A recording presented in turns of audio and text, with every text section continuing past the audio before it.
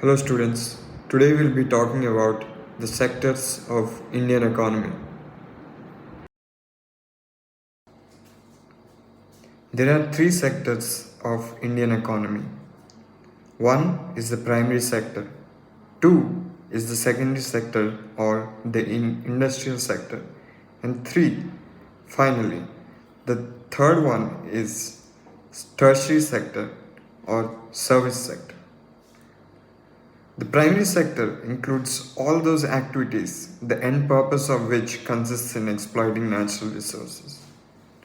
What is primary sector? Primary sector includes all those activities, the end purpose of which consists exploiting natural resources. When we produce a good by exploiting natural resource, it is an activity of the primary sector. When we produce a good by exploiting natural resources, it is an activity of the primary sector. Example, agriculture. In agriculture, the raw material or the natural resources which is being exploited is the land. Hence, agriculture is an example of primary sector. The secondary sector covers all these activities consisting in various degrees of processing raw materials. What is secondary sector, students? Secondary sector covers all those activities consisting in various degrees of processing raw materials. The secondary sector covers activities in which natural products are changed into other forms through ways of manufacturing and we associate with industrial activity. It is also called as industrial sector. The secondary sector covers activities in which natural products are changed into other forms through ways of manufacturing that we associate with industrial activity. It is also called as industrial sector. Example, automobile production. Tertiary sector and the final sector is a sector in which does not include agriculture and industries in it. However, it includes banking, communication, power, education, health, etc. It is also known as service sector. Let's go through the definition of tertiary sector again. Tertiary sector is a sector which does not include agriculture and industries in it. However, it includes banking, communication, power, education, health, etc. It is also known as service sector. After primary and secondary, there is the third category of activities that falls under tertiary sector and is different from the above two. These are activities that help in the development of primary and secondary sectors. What is tertiary sector, students? These are activities that help in the development of primary and secondary sectors. Example, banking.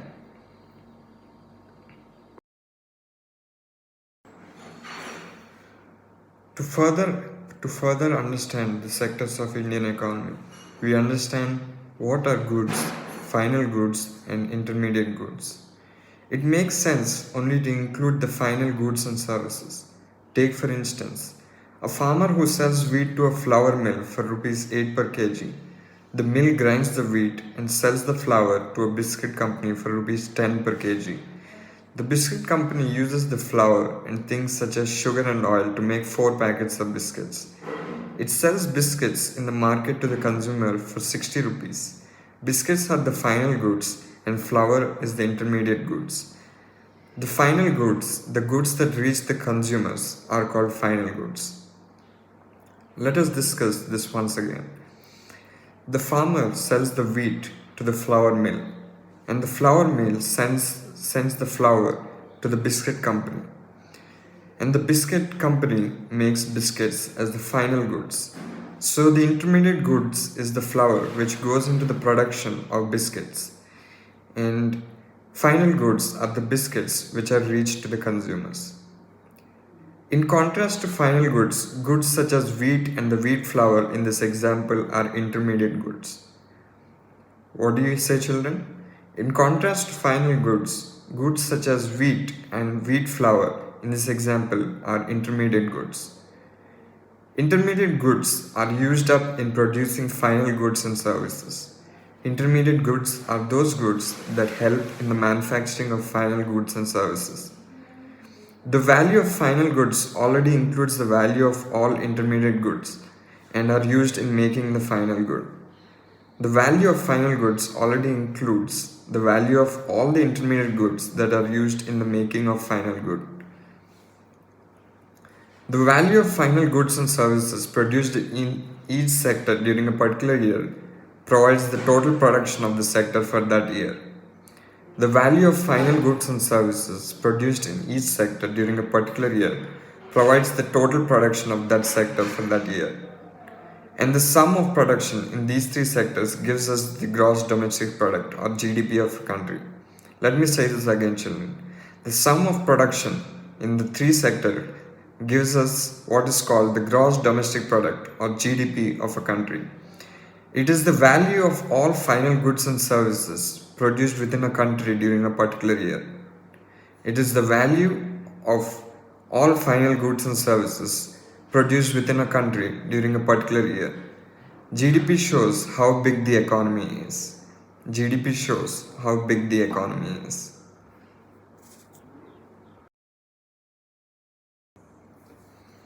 In India, the mammoth task of measuring GDP is undertaken by the central government ministry. This ministry, with the help of various government departments of all the Indian states and union territories, collects information relating to total volume of goods and services and their prices and then estimates the GDP. What really happens is the central government ministry takes all the information related to the prices and total volume of goods and services and then estimates the total GDP. Generally, it has been noted from the histories of many now developed countries that at initial stages of development, primary sector was the most important sector of economic activity, which means in the past, developed countries which have been developed, in the initial phase of the development, primary sector is the most important sector of the economy. As the methods of farming changed and agriculture sector began to prosper, it produced much more food than ever. Many people could now take up more other activities. There were increasing number of craft persons and traders. Buying and selling activities increased many times. Besides, there were also transporters, administrators, army, etc. However, at this stage, most of the goods produced were natural products from the primary sector and most people were also employed in this sector. Over a long time, and especially because new methods of manufacturing were introduced, factories came up and started expanding. Over a long time, as new methods of manufacturing have come into place, factories came up and started expanding. These people who had earlier worked on farms now began to work in factories in large numbers. Secondary sector gradually became the most important in total production and employment. Which means these people who had earlier worked on farms now began to work in factories in large numbers. And eventually, secondary sector became the most important in total production and employment. Hence, over time, a shift had taken place. This means that the importance of the sectors had changed. In the past 100 years, there has been a further shift from secondary to tertiary sector in developed countries. The service sector has now become the most important in terms of total production. Most of the working people are also employed in the service sector. This is the general pattern observed in developed countries. In developed countries, service sector is the strongest sector out of all three sectors. Service sector includes banking, education, health, power, etc. Hello students. Rising importance of the tertiary sector in production over the 40 years between 1973-74 and 2013-2014, while production in all the three sectors has increased, it has increased the most in the tertiary sector. As a result, in the year 2013-2014, the tertiary sector has emerged as the largest producing sector in India, replacing the primary sector. As you can see from the photo given, in 1973-1974, primary sector has been the biggest sector out of all the three sectors. While it came to 2013-2014, the graph has changed completely. Tertiary sector has replaced primary sector as the largest sector of the Indian economy. Dear students, Graph 3 shows the share of employment in three sectors in 1977-78 and 2017-2018. The primary sector continues to be the largest employer even now. It is because not enough jobs were created in the secondary and tertiary sectors, though industrial output or the production of goods went up more than 9 times during that period. Employment in the industry went up by around 3 times. The same applies to the tertiary sector as well. While production in the service sector rose by 14 times, employment in the service sector rose around 5 times. As a result, more than half of the workers in the country are working in the primary sector, mainly in agriculture, producing only one-sixth of the GDP. What it means is that there are more people in agriculture than is necessary. So even if you have a few people out, production will not be affected. In other words, workers in the agriculture sector are underemployed. This kind of underemployment is hidden in contrast to someone who does not have a job and is clearly visible as unemployed. Hence, it is also called disguised unemployment.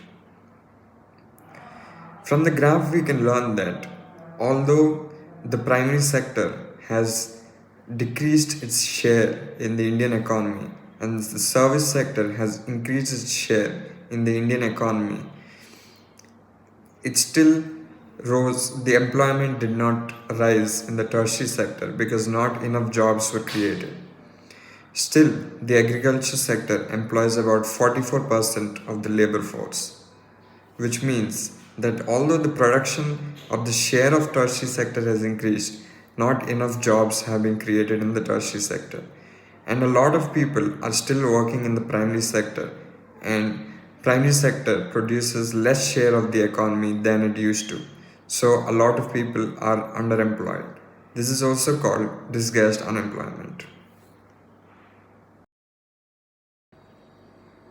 Organized sector covers those enterprises or places of work where the terms of employment are regular and therefore people have assured work. The unorganized sector is characterized by small and scattered units which are largely outside the control of the government. There are rules and regulations, but these are not followed. Jobs here are low paid and often not regular. There is no provision for overtime, paid leave, holidays, leave due to sickness. Employment is not secure. In the left side, you can see the image of organized sector employment. In the right side, you can see employment in the unorganized sector, such as laborers. Dear students, there are two kinds of sectors in the Indian economy, the public sector and the private sector. In the public sector, the government owns most of the assets and provides all the services. What is public sector, students? The government owns most of the assets and provides all the services. Example is Indian Oil Corporation.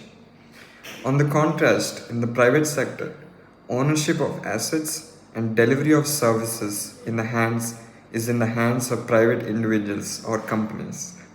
In the private sector, ownership of assets and delivery of services is in the hands of private individuals or companies. Example, Reliance Industries Limited. In the left picture, you can see all the companies which are under the control of the government, therefore they are called public sector enterprises. In the right picture, you can see all the corporations which are held by private individuals, therefore are called private sector enterprises.